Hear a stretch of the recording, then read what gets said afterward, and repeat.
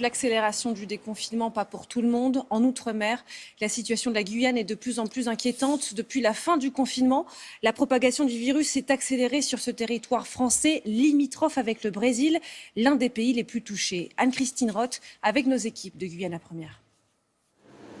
L'épidémie est en train de s'accélérer sur le territoire. Nous ne savons pas ce qui va se passer dans 2, 3, 4, 5 jours. Premier briefing avec la directrice de l'Agence régionale de santé de Guyane.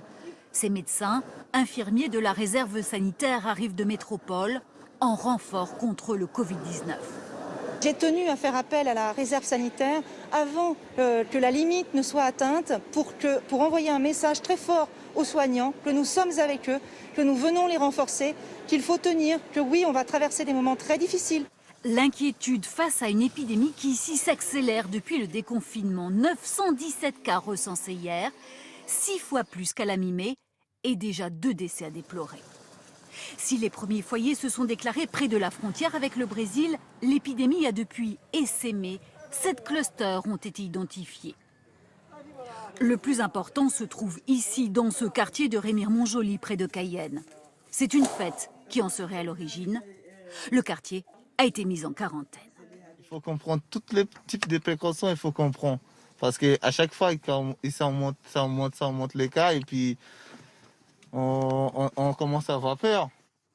Contre le relâchement, 16 communes ont été reconfinées du samedi soir au lundi matin, avec un couvre-feu toutes les nuits. Des voix de plus en plus nombreuses s'élèvent pour demander un report du deuxième tour des élections municipales.